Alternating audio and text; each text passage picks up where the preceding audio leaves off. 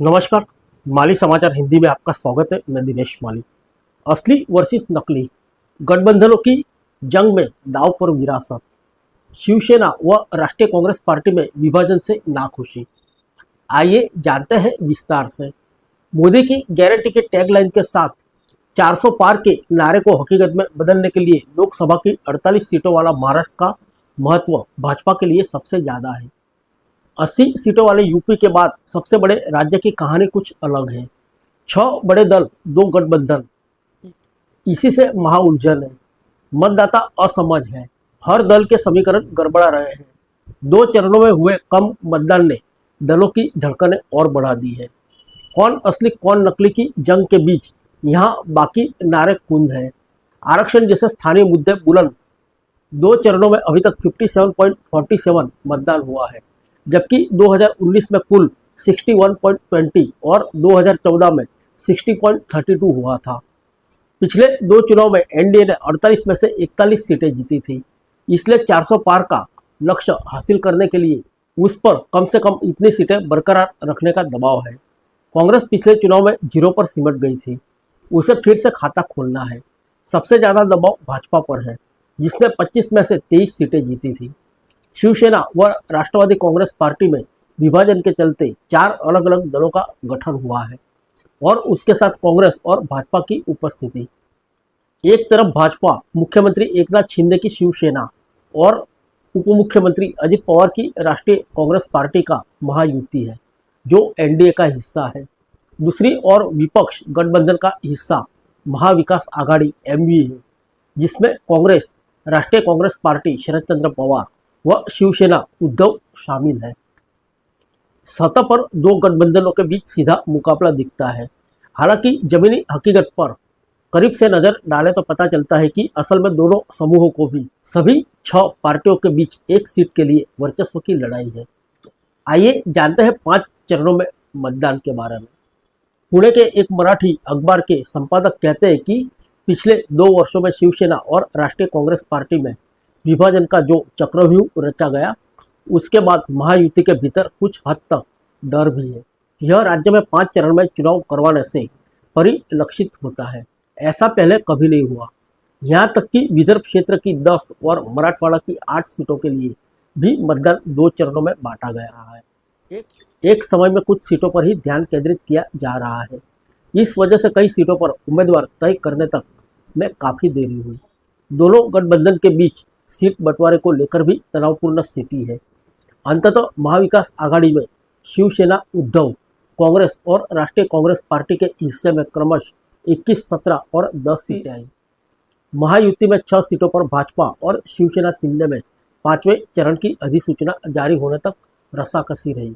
भाजपा 28, शिवसेना 14 और राष्ट्रीय कांग्रेस पार्टी 5 और 1 सीट महादेव जानकर की राष्ट्रीय समाज पक्ष आरएसपी को देने के फॉर्मूले पर सहमति बनाने का प्रयास है। भाजपा व शिवसेना शिंदे की परेशानी का सबब मराठा आरक्षण आंदोलन भी है, जिसकी लंपटें शांत नहीं हुई। कई क्षेत्रों में महायुति के नेताओं को सभाएं तक नहीं करने दी जाती। मराठवाड़ा की 8 सीटों पर इसका सीधा असर नजर आ रहा है। आरक्षण आंदोलन का नेतृत्व करने वाले मनोज जरंगे पाटिल ने हालांकि मराठों से अपने विवेक से वोट देने को कहा है, लेकिन मराठा में सत्तारूढ़ दलों के प्रति खासी नाराजगी देखी जा रही है। आइए जानते हैं महाराष्ट्र के जातीय समीकरण के बारे में। यहाँ जातीय समीकरण यूपी, बिहार से भी ज़्यादा चला है, लेकिन किसी भी जाति का वोट बैंक किसी भी सीट पर इतना नहीं है कि केवल उसी से कोई उम्मीदवार जीत जाए। मराठा के बाद ओबीसी, मुस्लिम और दलित वोटर सबसे ज़्यादा है।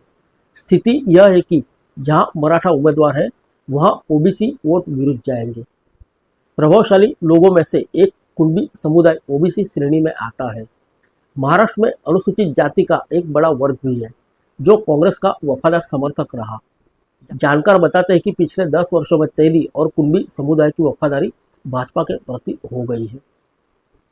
आइए जानते हैं वंचित बहुजन आघाड़ी का असर। वंचित बहुजन आघाड़ी यानी वीबीए भी मैदान में है। पिछली बार उसने 60% वोट हासिल कर कई प्रत्याशियों की हार जीत तय की थी। भाजपा को इसका फायदा मिला था। इस बार भी कई सीटों पर वोट कटवा साबित हो सकते हैं। राज ठाकरे की महाराष्ट्र नवनिर्माण सेना मन से भी भाजपा के समर्थन में है।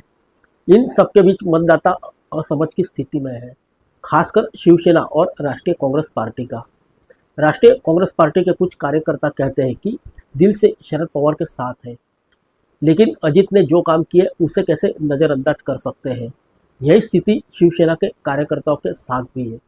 भाजपा और शिवसेना इस बार हिंदुत्व का नारा भी बुलंद नहीं कर पा रही, क्योंकि बाला साहेब ठाकरे के बाद उद्धव ठाकरे को हिंदुत्व का झंडा बरदार माना जाता रहा है, जो इस बार कांग्रेस के साथ है। आइए जानते हैं मुद्दों के बारे में। बेरोजगारी, औद्योगिक विकास की कमी, खराब रेल कनेक्टिविटी, सिंचाई परियोजनाओं की कमी, प्रोत्साहन की कमी से नाखुश किसान, लुप्त हो रहा कपास उद्योग, मराठवाड़ा विदर्भ के कई इलाकों में सूखे की स्थिति आदि ऐसे मुद्दे जो चुनाव के दौरान निश्चित रूप से लोगों के दिमाग में घूम रहे हैं और निश्चित रूप से उम्मीदवारों की किस्मत तय करने में महत्वपूर्ण भूमिका निभाएंगे। भाजपा की रणनीति को मराठा और विदर्भ ही नहीं, पूरे राज्य में कठिन स्थिति का सामना करना पड़ रहा है। भाजपा ने शिवसेना और राष्ट्रीय कांग्रेस पार्टी में जो विभाजन कराया, उससे लोगों में नाखुशी दिखाई दे रही है।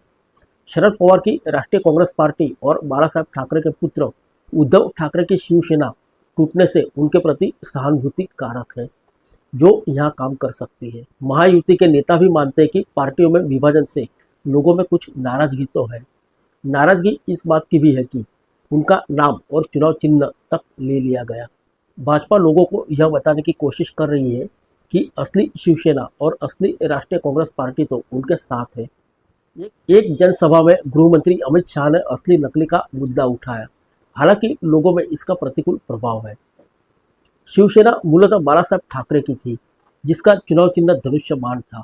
शिंदे यह चुनाव चिन्ह लेने में कामयाब हो गए। इसी तरह अजित पवार को मूल राष्ट्रीय कांग्रेस पार्टी का चुनाव चिन्ह घड़ी मिल गया।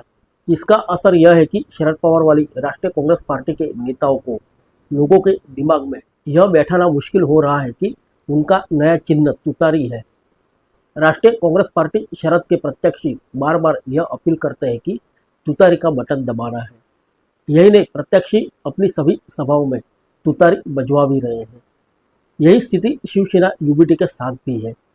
यहाँ जिन नेताओं पर भ्रष्टाचार के आरोप लगाए गए, उन्हीं को पार्टी में शामिल करने या उनके साथ गठबंधन करने की मजबूरी पर कई भाजपाई दबी जुबान में सवाल उठा रहे हैं। आइए जानते हैं महाराष्ट्र में किन दिग्गजों की साख का सवाल है। शरद पवार पार्टी में टूट के बाद इस बार उन्हें खुद प्रचार में उतरना पड़ा है। यहाँ तक कि अपने गृह सीट बारामती में बेटी को जिताने के लिए दिन रात एक करना पड़ा है। पहले वह चुनाव में केवल 1 या 2 जनसभाएं करते थे, इस बार कई जनसभाएं करनी पड़ रही है। एकनाथ शिंदे शिवसेना पर अधिकार जमाने के बाद पहला लोकसभा चुनाव, जिसमें भाजपा भी कई जगह पर उन पर आश्रित है।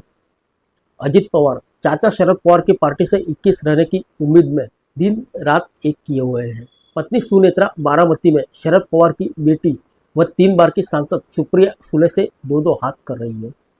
उद्धव ठाकरे पार्टी व चुनाव चिन्ह छीन गए। विचारधारा न मिलने के बावजूद कांग्रेस के साथ चुनाव लड़ना पड़ रहा है। देवेंद्र फडणवीस विभाजन की पटकथा को अमली जामा पहनाने में मुख्य भूमिका। मराठों का ज्यादा गुस्सा भाजपा नहीं, उनके खिलाफ है। उप मुख्यमंत्री होने के कारण भाजपा को जिताने का जिम्मा। अशोक चव्हाण भाजपा में शामिल हुए कांग्रेस के दिग्गज नेता, जिनकी मराठों में अच्छी पकड़ रही है। फिर मिलेंगे अगले बुलेटिन में अन्य किसी खबर के साथ। तब तक के लिए इजाजत दीजिए। नमस्कार।